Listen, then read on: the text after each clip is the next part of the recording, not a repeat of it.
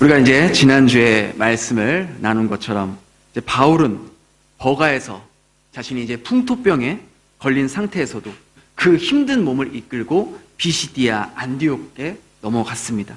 그리고 가자마자 바울은 회당을 찾아가서 그곳에서도 아직 예수 그리스도의 이름을 모르는 사람들에게 구원의 이름을 전하기 시작했습니다. 지난주 말씀드린 대로 그동안 바울은 수도 없이 설교를 했고 복음을 전했습니다. 그러나 이 사도행전 13장이 그의 설교가 처음으로 하나님의 말씀으로 기록된 내용을 우리가 읽게 되었습니다. 그만큼 바울의 이 설교가 굉장히 중요하고 꼭 하나님의 말씀으로 기록되어 남았다면 2000년이 지난 오늘날 우리들에게도 이 말씀은 살아있어서 우리의 영과 혼과 골수를 쪼개며 우리의 깊은 심령까지 드러낼 수 있는 날카로운 말씀이라는 것입니다. 오늘 본문의 시작은요, 바로 예수님의 사역을 준비했던 침례 요한의 모습을 소개하고 있습니다. 이 요한은요, 예수님의 제자였던 사도 요한이 아니라 예수님이 공생의 사역을 시작하기 전에 그 길을 먼저 준비했던 침례 요한입니다. 이 요한은 광야에서 하나님의 말씀을 전하고 회개를 촉구하고 또 사람들에게 침례를 베풀었다 그래서 침례 요한 혹은 세례 요한이라고 불리게 됩니다. 예수님 사역하기 전에 이 요한이 먼저 사역을 시작한 것이죠. 그러니까 이스라엘 사람들은 예수님을 보기 전에, 예수님의 사역을 보기 전에 바로 이 침례 요한을 먼저 만났고 침례 요한의 사역을 먼저 받아들이게 된 겁니다. 이것이요, 오늘날 예수를 믿는 우리들에게도 동일하게 적용이 됩니다. 우리는 하나님을 믿는 사람들입니다. 그렇죠? 그러나 하나님을 믿지 않는 사람들은 영으로 역사하시는 하나님을 볼 수가 없어요. 그래서 하나님을 믿지 않는 사람들은 하나님을 인격적으로 만나기 전에 바로 하나님을 믿는 저와 여러분들의 모습을 먼저 보게 된다는 것입니다. 즉, 믿지 않는 사람들은 우리가 하는 말과 행동을 보고 우리들이 믿는 그 신의 수준과 그 신의 성품을 보게 된다는 거예요. 그러한 측면에서 이 침례 요한은 하나님을 믿는 사람들이 어떻게 말을 해야 되고 어떤 행동을 해야 되는지 오늘 본문을 통해서 아주 정확하게 말해주고 있습니다. 우리 24절 다시 한번 같이 읽어볼까요? 시작. 그가 오시기에 앞서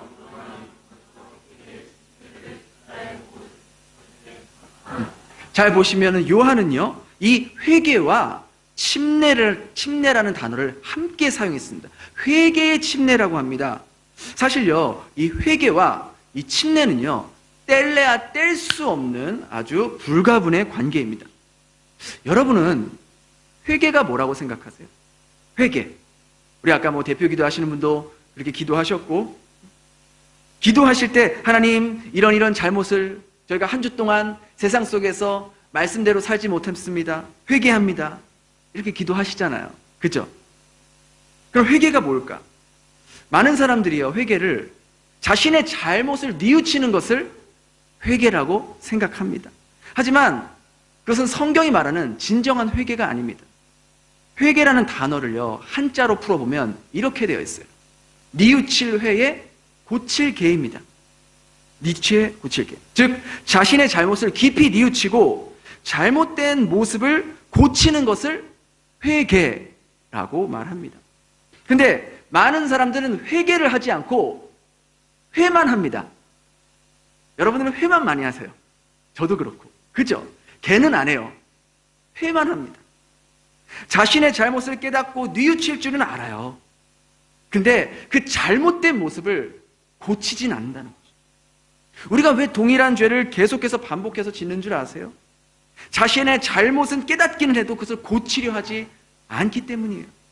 그래서 성경이 말하는 진정한 회개란 자신의 잘못을 깨우치고 뉘우치고 반성하는 것에 그치는 것이 아니라 반드시 그 잘못에서 돌아서야 한다는 것. 더 이상 그 행동을 하지 않는 것, 그것이 진짜 회개라고 말하고 있습니다. 나의 잘못된 모습을요, 깨닫는 것만으로는 정말로 회개했다고 말할 수 없는 거예요. 오늘 설교 말씀을 듣고, 정말 이제 내가 하나님 말씀대로 살아야지 결심하고 결단하는 것만으로는 회개가 이루어지지 않는다라는 거예요. 여러분들이 깨닫고 결심한 것을 여러분의 삶의 자리에서 지키며 그렇게 행동하며 살아갈 때만이 진정한 회개가 이루어진다는 것입니다. 우리가 예배당에 나와서 백날 기도하고 여러분은 백날 와서 말씀 듣고 나 그렇게 살아야지, 결심해야지, 그렇게 해도 여러분의 삶으로 엮어내지 않으려 한다면 절대로 여러분의 삶 속에서 성령의 역사가 일어날 수가 없다라는 거예요. 어느 한 가정의 남편이 아내와 자녀들에게 심한 폭언을 일삼고 자기 마음에 들지 않으면 폭력으로 아내와 자녀들에게 대하는 남편이 있었어요. 이 남편은 교회에서는 정말 여러 가지 봉사하면서 교회 집사님들에게 아주 믿음 좋은 그런 집사님으로, 신실한 사람으로 보였던 것이죠. 사람들은 이 남자의 이중적인 모습을 모른 채 교회에서 이 남자의 그 아내에게 아유, 집사님 정말 좋겠어, 저렇게 믿음 좋은 남편, 정말 저렇게 신실한 남편과 함께 살아서 정말 좋겠어 라고 말하지만 정말 속으로 그럼 네가 한번 살아봐 네가 한번 살아봐 라고 말하고 싶은 마음이 이 목까지 차오를 때가 한두 번이 아니었다는 것이죠. 그 남편도 영상으로 유명한 목사님의 말씀을 매일 꼬박꼬박 챙겨 듣고 그렇게 신앙서적, 훌륭한 신앙서적들 그것도 다 찾아보면서 읽어보고, 그렇지만 자기가 아내와 자식들에게 잘못하고 있는 것들을 고치질 않아요. 깨닫긴 합니다. 하나님, 제가 제 아내와 제 자녀들에게 함부로 대하지 않고 사랑으로 대할 수 있게 해주세요. 수도 없이, 아니 매일매일 그렇게 기도하지만 그 남편의 폭언과 손찌검은 도무지 줄어들지가 않았던 것이죠. 이 남편, 뭐가 문제일까요? 이 남편은 도대체 왜 이렇게 행동을 하는 걸까요? 자신의 잘못도 깨닫고 더 이상 그렇게 하지 말아야지 결단도 하고 수도 없이 했는데 왜 그의 삶에는 늘 변화가 일어나지 않는 걸까요? 그 이유는요, 바로 자기 스스로를 속이고 있기 때문입니다. 우리 야고보서 1장 22절 같이 읽겠습니다. 시작. 너희는 말씀을 행하는 자가 듣기만 하여 자신을 속이는 되지 말라. 많은 성도들이 이 남편의 모습과 같이 자기 자신을 스스로 속이고 있어요. 말씀을 많이 들으면, 말씀을 많이 알고 있으면 믿음이 좋다고 착각합니다. 그게 변화됐다고 착각합니다. 그게 은혜 받았다고 착각합니다. 좋은 말씀을 많이 들으면 자신이 하나님과 가까워졌다고 생각합니다. 마치 큰 은혜를 받고 눈물도 흘려요. 그러나 야고보는요, 그런 사람들에게 지금 직격탄을 날리는 거예요. 천만의 말씀이다. 듣기는 들어도 행하는 자가 되지 않으면 자기 스스로를 속이는 자다. 여러분, 이 말씀이, 이 하나님의 말씀이 여러분의 영과 혼과 심령을 찌를 수 있는 말씀이 되길 바랍니다. 여러분, 귀신이 하나님을 알까요, 모를까요? 너무 잘 알죠. 여러분들보다 훨씬 더 깊이 알고 잘 알죠. 사탄이 하나님 말씀 알까요, 모를까요? 너무 잘 알죠. 너무 잘 알죠. 그렇게 하나님을 알고 하나님의 말씀을 잘 아는 마귀와 사탄이 하나님을 예배합니까? 하나님께 순종합니까? 하나님을 위해 일합니까? 정반대죠. 말씀을 안다고 지혜롭게 사는 게 아니에요. 귀신도 사탄도 하나님을 알고 하나님의 말씀도 알지만 그 말씀대로 행하지 않기 때문에 하나님께 버림받은 거예요. 하나님께 쫓겨난 거예요. 불순종했기 때문에 쫓겨난 겁니다. 그래서 사도 야고보가 이렇게 말해요. 2장 17절 한번 같이 읽어볼까요? 시작. 행함이 없는 믿음은 그 자체가 죽은 거라. 그 자체가 죽은 거다. 한마디로 행동이 없는 회개는요, 죽은 회개라는 거예요. 회개가 아니라는 거예요. 진짜 회개란 머리로 깨닫고 마음의 결단으로 이어지게 되고 그 결단이 행동으로 이어질 때만이 진정한 회개가 되고 성경이 말하는 회개의 열매를 맺게 된다는 겁니다. 그런 관점에서 오늘 나온 베델교회 여러분들, 다시 한번 나는 진짜 하나님 앞에서 내가 회개의 사람이 되었는가, 정말 진정한 회개의 열매를 맺고 있는가, 이 시간 다시 한번 돌아볼 수 있기를 바랍니다. 우리 역시 말씀을 통해서, 설교를 통해서, 기도를 통해서 우리의 잘못된 모습들을 머리로 깨닫는 것만으로는, 내가 잘못했구나 깨닫는 것만으로는, 내가 다시 변화해야겠구나 결심하는 것만으로는 결코 회개의 열매를 맺을 수가 없다는 겁니다. 머리로 깨닫고 가슴으로 결심한 것이 반드시 행동으로 옮겨질 때만이 진정한 회개의 열매를 맺게 된다는 거예요. 침례 요한은 바로 이런 진정한 회개가 일어날 수 있도록 광야에서 외치고 있었던 겁니다. 또 25절에 이렇게 요한은 표현해요. 우리 25절 같이 읽겠습니다. 시작. 요한이 그 달려갈 길을 마칠 때에 말하되. 여기서 이제 사도 바울이 요한의 삶에 대해서 아주 짧지만 아주 간결하게 아주 임팩트 있게 말해주는데요. 그 달려갈 길이라는 이 원어적 의미는 인생의 여정이라는 뜻입니다. 그리고 마칠 때, 이 마칠 때라는 것은 채우다, 가득 채우다라는 의미가 있습니다. 즉 무슨 말이냐?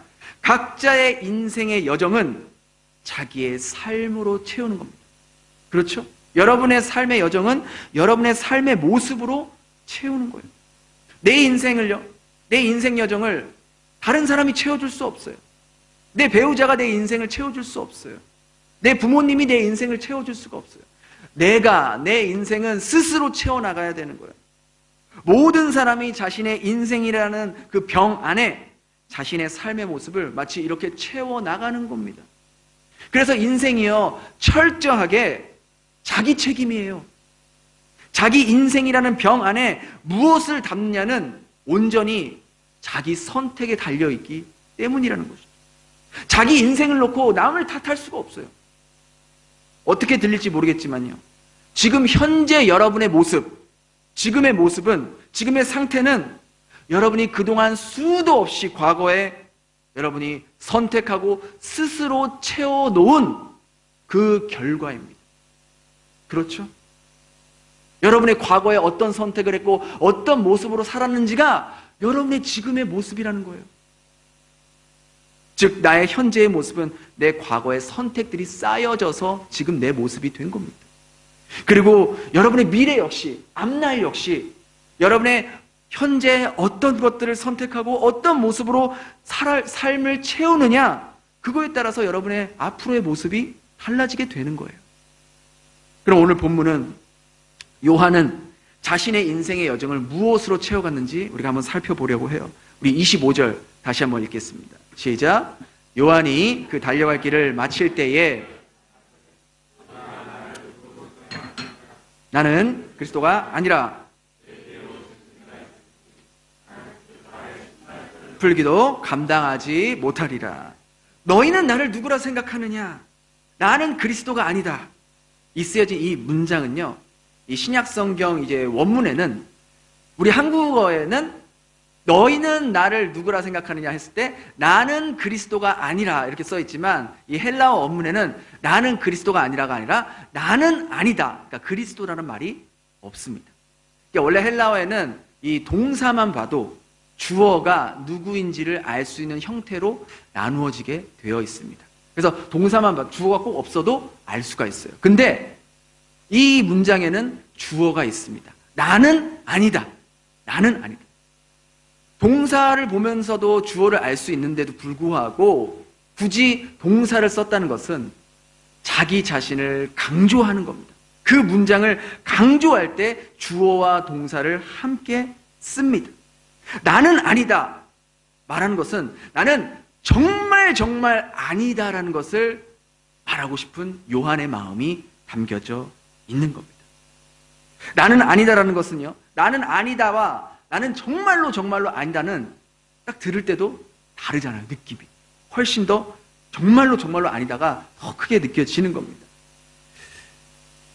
나는 정말로 아니다라고 말했다는 것은 이 침례 요한이요, 이전에도 다른 사람들이 너가 그리스도가 아니냐, 너가 그 메시아 아니냐 라고 수도 없이 물어봤기 때문에 저는 아닙니다, 나 아니에요, 나 정말로 아니에요 라고 계속해서 반복적으로 말했다는 것을 말해주고 있습니다. 요한이 광야에서 사람들에게 침례를 주고 있을 때 사람들이 와서 당신은 누구입니까? 당신은 그리스도가 아닙니까?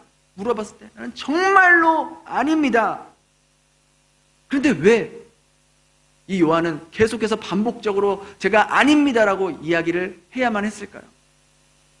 그 당시 바리새인들과 종교인들은요, 자신들은 지키지 않으면서 사람들에게 무거운 종교의 짐을 지어놓고는 자기들은 손 하나 까딱하지 않는 그런 모습을 보였기 때문이에요. 하나님께 헌신해라, 하나님을 사랑해라. 종교인들은 말로는 했지만 실제로 그런 모습을 보이지 않았기 때문입니다. 그러나 요한의 모습은 바리새인과 종교인들과 달랐어요. 종교인들은 화려한 옷을 입고 고급스러운 음식을 먹을 때 그는 아무도 없는 광야에서 낙타의 옷을 입고 메뚜기와 석청을 음식으로 그는 살았던 것이죠. 종교인들이 편안하게 사치스럽게 꾸며놓은 집안에 살고 있을 때 침례 요한은 아무것도 없는 광야에서 하늘을 이불 삼아 돌을 침대 삼아 그렇게 지냈던 겁니다. 사람들은 그러한 요한의 모습에 감동이 되었고 그로 인해 수많은 사람들이 그에게 나와 회개의 침례를 받았던 것이죠. 여러분, 하나님께서 하지 않으시면 어떻게 그 당시 그 성경에 보면 예루살렘에 있는 모든 사람들이 와서 침례 요한에게 침례를 받았다고 기록이 되어 있어요. 그야말로 영적인 부흥이 일어난 것입니다. 그래서 사람들은 심중에 분명히 저 사람이 선지자들이 예언했던 그 그리스도야, 메시아가 맞을 거야, 로마의 압제에서 우리를 건져낼 수 있는 정말 다윗의 후손, 그 메시아가 맞을 거야 라는 기대를 가지고 있었기 때문이에요. 하지만 사람들의 그 기대와 부흥에 요한은 딱 잘라서 나는 그리스도가 아닙니다, 나는 정말로 그리스도가 아닙니다라고 말했던 것이죠. 그뿐만 아니라 요한은 자신과 예수님을 이렇게까지 비교하면서 말했어요. 25절 다시 한번 읽어볼까요? 시작. 나는 그리스도가 아니라 내 뒤에 오시는 이가 있으니 나는 그 발에 신발끈을 풀기도 감당하지 못합니다. 2000년 전 로마 시대에는 노예들이 3분의 2가 살고 있었어요. 근데 노예들도요, 계급이 있습니다. 이를테면 가정교사, 집사, 재정관리 등등 그 노예의 능력에 따라서 이렇게 계급이 나눠졌어요.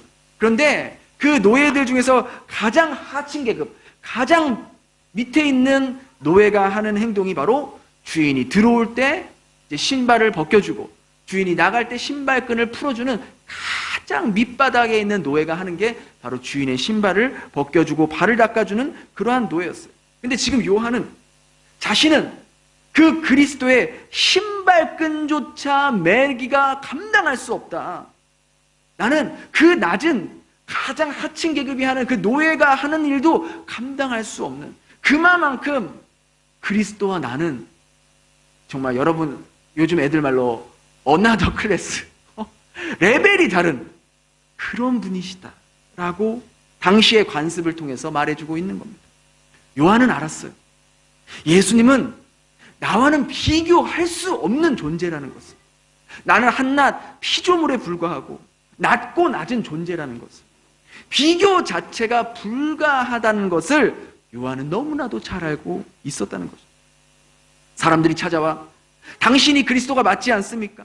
당신이 그리스도가 맞습니다. 당신 같은 사람은 지금까지 본 적이 없습니다. 당신이 메시아입니다 라고 사람들이 몰려와서 막 그를 추앙하고 그를 막 높이려고 했지만 그는 단 한 번도 자신을 그리스도라고, 자신을 메시아라고, 구원자라고 말한 적이 단 한 번도 없다라는 거죠.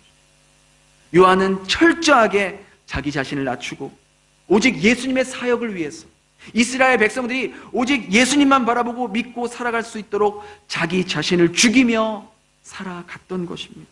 오죽하면 요한의 제자들이, 이 침례 요한의 제자들이 선생님의 제자들이 다 예수님께로 가고 있습니다, 어떻게 좀 해보세요 라고 말했을 때 요한은 전혀 당황하지 않고 이렇게 말했죠.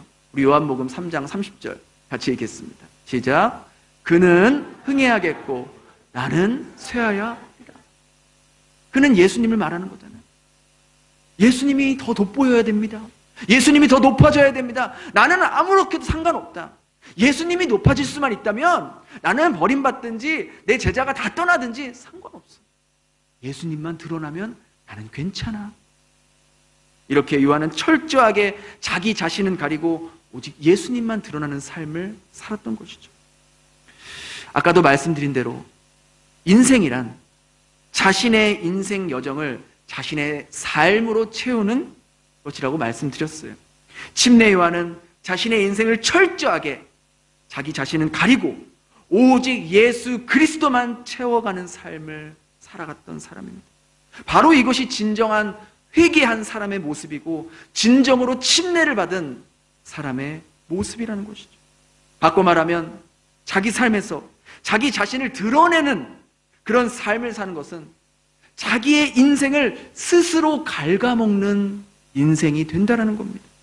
자신의 삶에서 자기 자신은 감추고 오직 예수님만 드러내며 예수님의 이름만 높임받기를 원하는 삶은 영원한 지옥으로 달려가고 있던 나를 영원한 생명으로 건져주신 삶이, 그 사랑이, 그 은혜가 어떤 것인지 올바로 깨닫는 사람만이 이렇게 살아갈 수가 있다는 것이죠. 지난 며칠간 우리 고국에서는 안타깝게도 장마로 인해서 수많은 사람들이 생명을 잃게 되었습니다.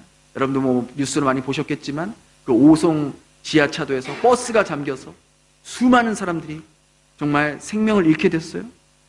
또 산사태가 나서 한순간에 집이 무너져 버리고 그 안에서 미처 빠져나오지 못해 깔려 죽게 됩니다. 또 한 정말 너무나도 젊은 청년, 꽃띄운 청년 20살, 20살이라고 합니다.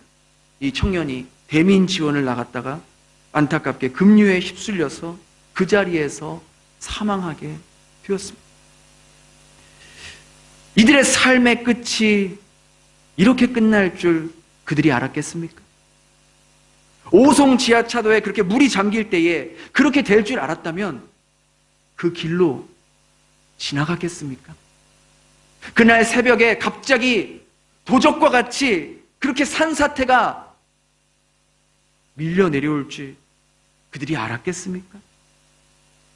대민 지원 나갔다가 강한 급류에 휩쓸려서 아직 꽃도 못 피운 그 안타까운 청년이 그렇게 죽게 될지 그들이 알았겠습니까? 오송 지하차도에 물이 들어차기 전 1분 전에만이라도 그렇게 될 줄 알았다면 그 길로 지나갔겠습니까? 산사태가 일어날 걸 조금만 빨리 알았다면 그 집에 그렇게 있을 수 있었겠습니까? 급류에 이렇게 휩쓸려서 안타까운 생명이 잃게 될 줄 알았다면 그렇게 무리하게 복구 작업을 진행했겠습니까? 이 모두가 인간은 한치 앞도 알 수 없는 인생을 살고 있다는 것을 생생하게 말해주는 반증입니다. 여러분, 이와 같은 재난과 사고가 저와 여러분에게 안 일어난다는 보장이 없어요. 하나님의 자녀라고 재난이라든지 고통스러운 일들이 피해간다는 말은 성경 어디에도 없습니다. 오히려 고난과 고통스러운 일들이 반드시 일어나게 되어 있다. 성경은 우리에게 분명하게 말해주고 있습니다. 우리의 인생이 이와 같다는 거예요. 한치 앞을 모르는 것이 인생이라는 거예요. 어떤 일이 우리를 지금 기다리고 있는지, 우리가 오늘 예배 마치고 이 예배당 문을 열고 나가는 순간 우리에게 어떤 일이 일어날지 우리는 아무것도 모르는 그러한 인생이라는 거예요. 여러분은 여러분의 인생길을 달려갈 때 무엇으로 여러분의 인생을 채우고 나가시고 계십니까? 돈으로 인생을 채우고 계십니까? 아니면 지식으로 여러분의 인생을 채우고 계십니까? 사람들의 인정이나 명예로 인생을 채우고 계십니까? 아니면 세상 재미와 세상의 쾌락으로 인생을 채우고 계십니까?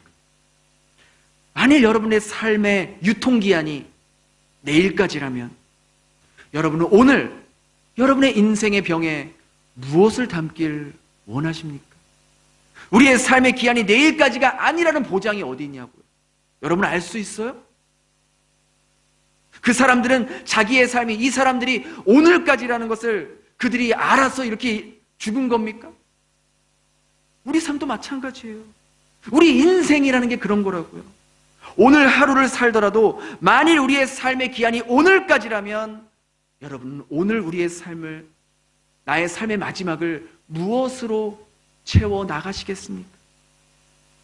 눈에 보이는 세상의 것들은요, 시간이 지나면 다 사라지고 변하게 되는 거예요.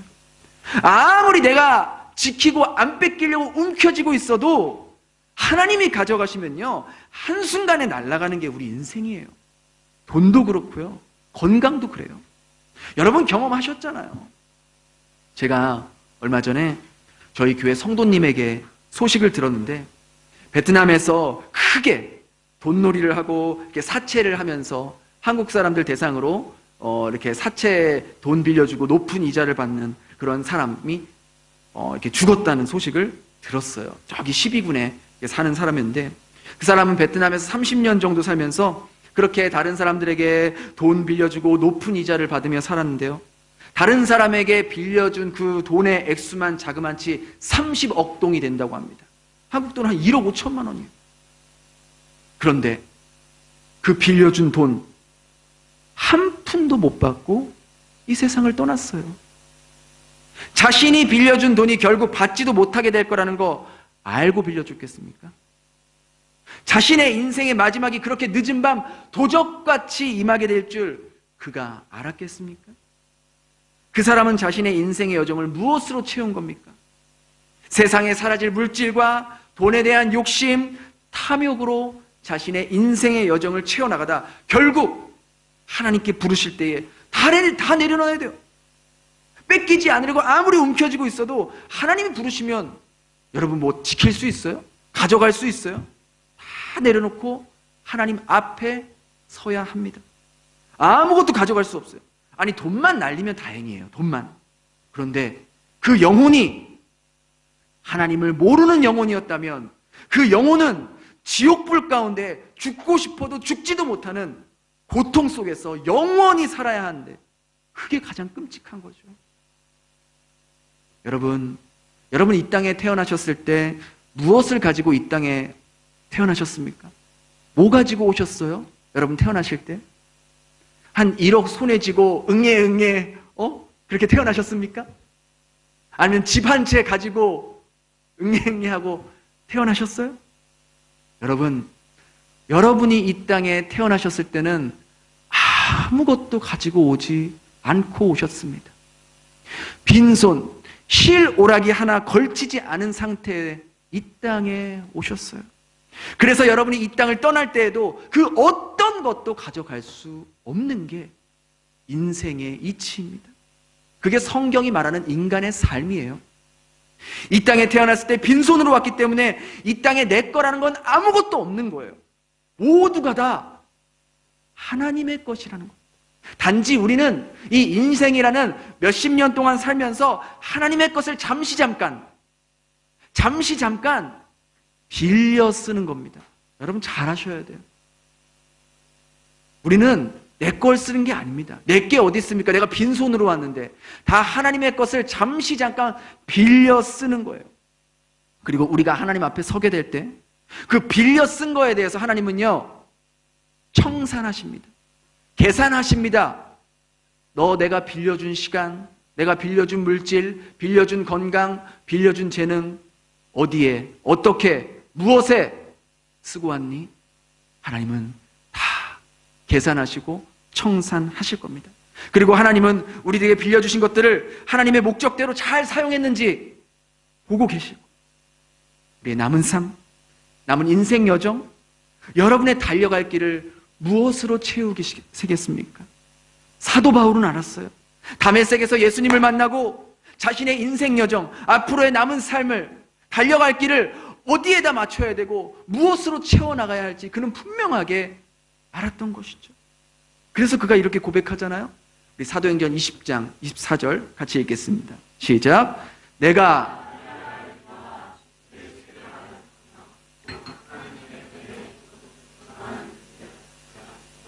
나의 생명조차 조금 더 귀한 것으로 여기지 아니하노라. 사도 바울은 나의 달려갈 길, 남은 인생 여정을 그리스도만으로 채우기를 원했어요. 하나님의 은혜를 전하는 일로만 채우기를 원했어요. 나 같은 죄인 중에 죄인, 괴수 중에 괴수를 선택하시고 구원해 주시고 복음을 전할 수 있는 축복을 주신 그 하나님의 은혜에 너무나도 감사해서 자신의 목숨과 건강도 돌보지 않은 채 사람을 살리는 일에, 사람을 세우는 일에, 영원한 지옥으로 달려가고 있는 그 한 영혼을 위해 구원의 손을 내미는 그 일에 자신의 인생 여정을 채우며 살아갔던 것이죠. 사도 바울과 침례 요한의 공통점이 무엇인지 아십니까? 바로 그들은 그리스도가 어떤 분인지 누구보다 잘 알고 있었어요. 그리스도로 채워가는 인생의 기쁨이 어떤 것인지, 그것이 얼마나 기쁘고 감사하고 가치 있고 의미 있고 보람된 삶이라는 것을 그들은 분명하게 알았던 것이죠. 이 둘은 자신의 삶을 그리스도로 채워가는 삶을 살다가 결국 둘 다 똑같이 참수형을 맞게 되었습니다. 침례 요한은 헤롯 대왕에게, 사도 바울은 로마에서 목이 잘리는 죽음을 맞이했지만, 세상적으로는 비참하게 죽은 것 같지만 그들이 정말 죽었습니까? 그들이 사라졌습니까? 아니죠.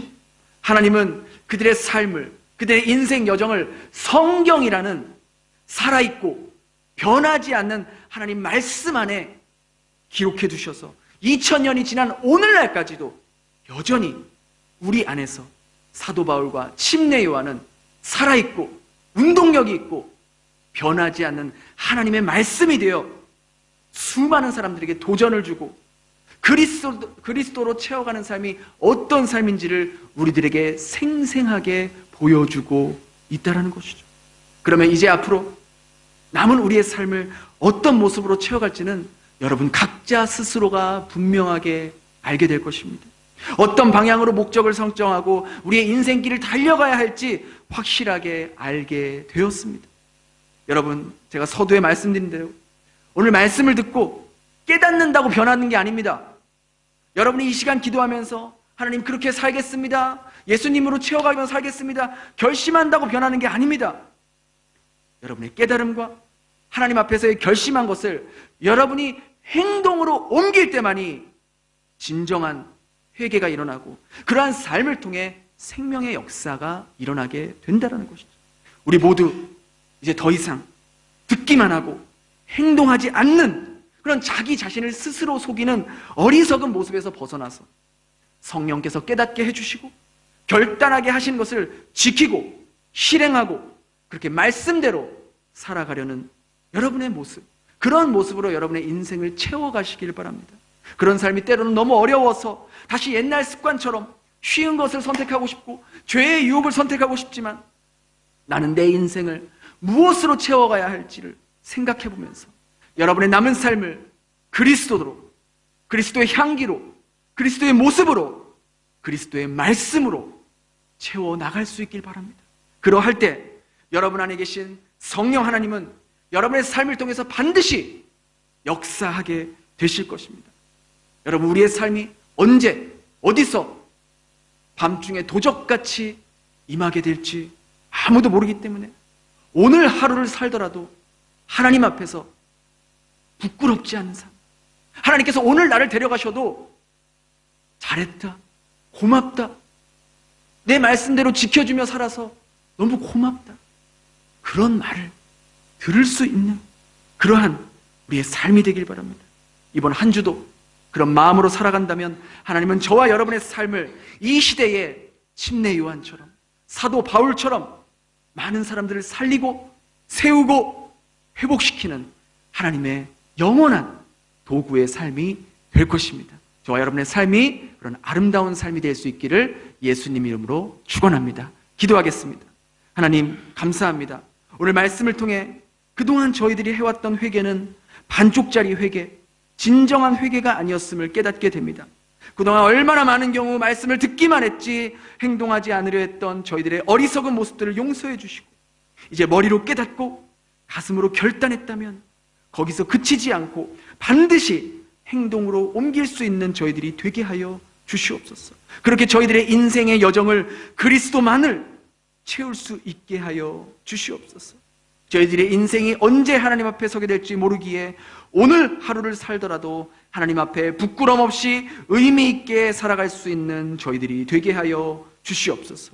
그렇게 저희들 인생 가운데 역사하시고 변화시키시고 회개의 열매를 맺게 해주실 주님을 기대하오며 예수님 이름으로 기도드렸습니다. 아멘.